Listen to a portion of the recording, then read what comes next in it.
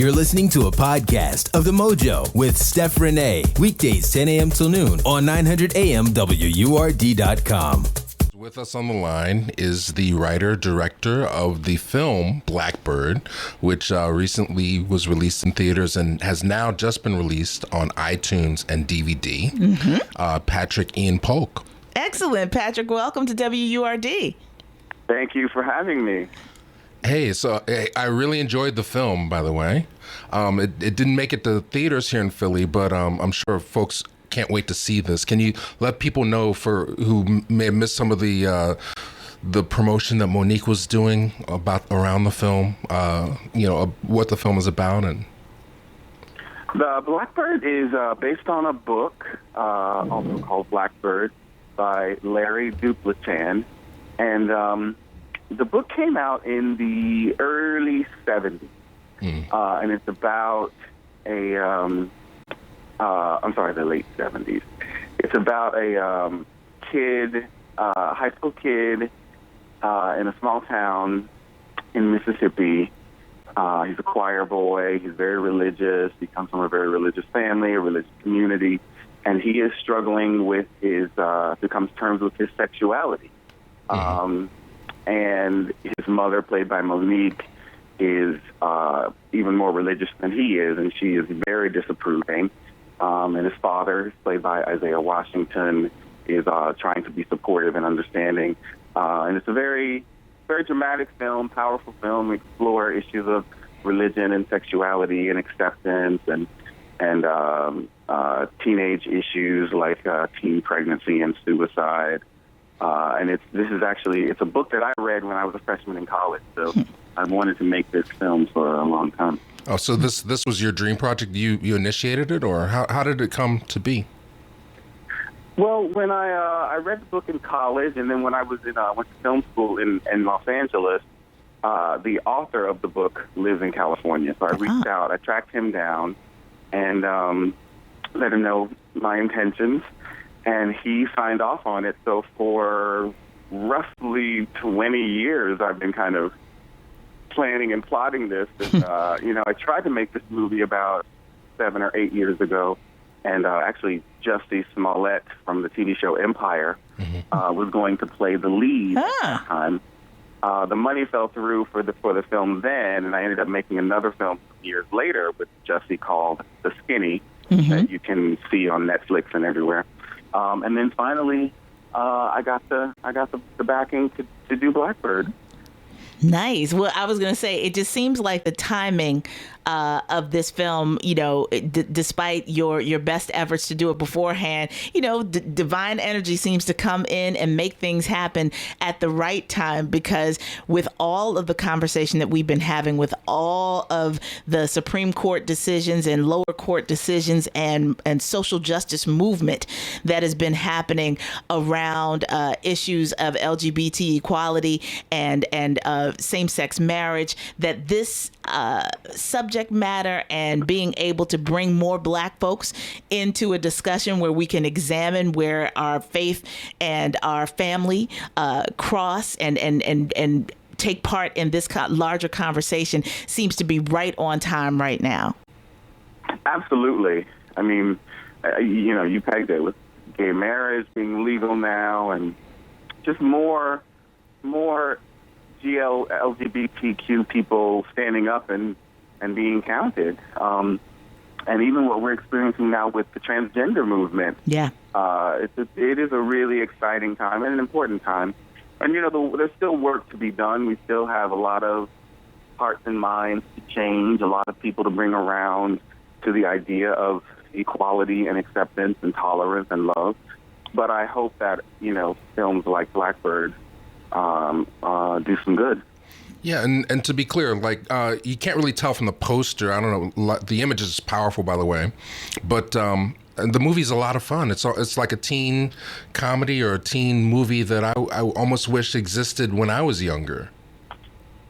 Yeah, absolutely. When I read the book, I had discovered some coming-of-age novels that explored, homosexuality, that whole perspective, but they were all written from a white point of view. Mm-hmm. So it was really meaningful for me as a young Black gay man coming to terms with my own sexuality and identity to read a work of art that told that story from a Black perspective. It was something I could really relate to.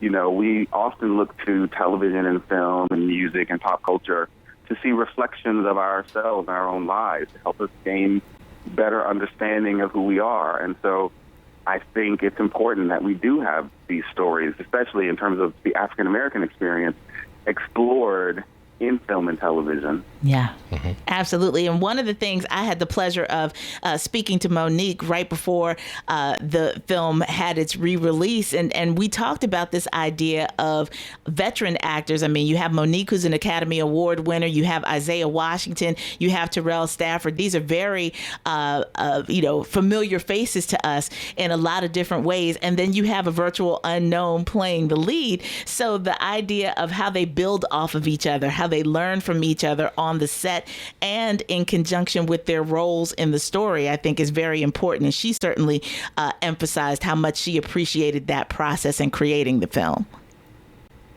Yeah, it was wonderful. I think I've been doing films now for 15 years, and casting, these gay roles, especially young Black gay male roles, is always a little difficult because I think a lot of the Hollywood actors are very reluctant to play these parts. They're fearful. They're afraid they're going to be typecast or what have you. And so it was wonderful to find this young, inexperienced, aspiring actor right there in Hattiesburg, Mississippi, where we shot the film, in my hometown. He was just a college student at the University of Southern Mississippi in his sophomore year. Had never acted before. I think always had secret, ambitions to do it. But this kid walks in and, nails this audition. In many ways, he is Randy. He's openly gay, which is incredibly refreshing. So it's almost like he hasn't been beaten down by Hollywood yet. He hasn't been taught to be afraid or too fearful. So he really ended up being, I think, the best person. I think the universe usually sends me who I'm supposed to have in these roles, and it was wonderful to see Monique and Isaiah, really take him under their wings and show him the ropes. He's very close to Monique to this day. Yeah, we're speaking with Patrik-Ian Polk, who's the writer-director of Blackbird, which is out now on iTunes and DVD, coming soon to the Urban Movie Network. Now, just a question. You mentioned that it's 15 years since you've been making films. I guess I first was exposed to your work at the 2001 Urban World Film Festival, where Punks premiered. And then you've gone on, of course, to do Noah's Ark and Noah's Ark Jumping the Broom. You've been representing Black queer characters for 15 years. How do you think it's changed? Is it getting easier to get these stories out, or is it still a struggle? I would like to think that it's getting easier, but I think the problem is that I've found is it still feels like I'm the only one doing these stories. We have, there's little things coming here and there. We had a film for Raya a few years back that was really good. That was a Black lesbian coming-of-age story. We had the film Dear White People last year that was really well done. That's by a Black gay filmmaker, and the lead character was a gay character. The kid who played the lead in Everybody Hates Chris, he played that character. So, there's like spots of light, but I still think we need more. Especially in the television landscape. Not since Noah's Ark have we seen, gay Black characters on TV. We see them in isolated moments. We see like a gay character on True Blood, or there's a gay Black character on Empire, Brooklyn Nine-Nine. Of course, now we have Empire, which I have a lot of excitement about. But the problem is, most times when you see these Black gay characters, they're isolated. They're not around other Black gay characters. You never see a Black gay man on TV in a loving relationship with another Black gay man. It's like every time you see a Black gay character on TV, they have a white partner or a partner of some other race. Mm-hmm. And that in itself, it seems like a petty complaint, but when you're a black gay man who loves black men and you never see that reflected, it's a problem. Yeah. So I hope that we're going to see some advancement. Like I said, I'm very hopeful about shows like Empire. I'm hoping to get back into television as well and do another show. So I think it's looking up. I think it's only going to get better, but there's still a lot more ground to cover. And are you hopeful that that there are people who find themselves struggling with how to deal with this in their own families or in their own faith communities, that this film can be a vehicle where they can sort of sit down as a community the same way that we'll rush out and we'll do groups to go see, I don't want to start mentioning other filmmakers because that gets into a whole side conversation, but the same way that we try to garner support to go out and see other faith-based films. There's one that's going to be opening soon that talks about the power of prayer and prayer warriors, but that we're going to open up more dialogue about sexuality and how that can merge or be side by side with our faith and not be a conflict in the future? I hope so. In doing this film, I did not want to, engage in bashing religion or bashing organized religion or Christianity. I really wanted to be respectful because growing up in the South myself, I've witnessed firsthand how important religion can be to members of our community. I've also witnessed how damaging it can be, when the wrong religious messages are out there. And so it's really a tough thing because when you think about it intellectually and you think, well, we were brought over as slaves from Africa. We certainly weren't over in Africa practicing Christianity. We didn't know, our ancestors didn't know about Jesus. That was imposed on us. Now, that's my feeling. At the same time, I can still be respectful of my family members and friends and people I know who really are staunch believers in Christianity. I think the question is, religions over time evolve and continue to evolve as society does. And so it's like, how do we as the African-American community evolve and allow our religious ideas to evolve as well? So now we have gay marriage in this country, for example. What is it going to look like 10 years from now, 15 years from now? If we're still holding on to this staunch religious idea that homosexuality is a sin and it's wrong and it's an abomination and all of this, that's going to continue to conflict. So I just think, when people who do hold these religious values, when they see a film like Blackbird, I just hope that by connecting to these characters, they understand a little bit more, and maybe their minds are changed a bit more. Yeah. Because a lot of times, some of these people, they may have a son or daughter that they suspect might be gay or that they know is gay. That child may be struggling with that.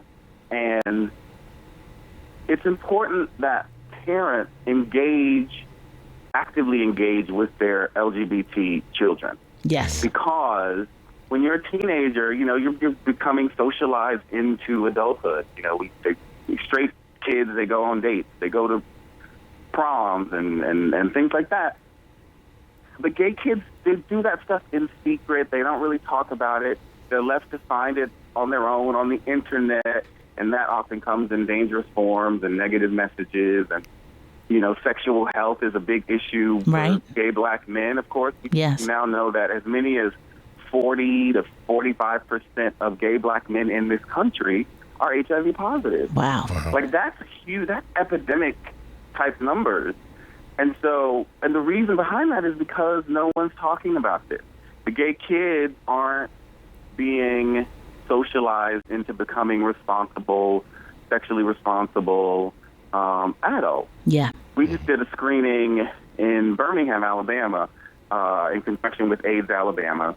And the idea was if you come in and get an HIV test, you get free tickets to come to this screening and meet the cast and everything. And I think out of that screening, that testing effort, like 60 60 young black gay men tested positive and were entered into treatment. Wow. That's a staggering number when you consider they only tested, I mean, maybe they tested 200 and something, you know? Right.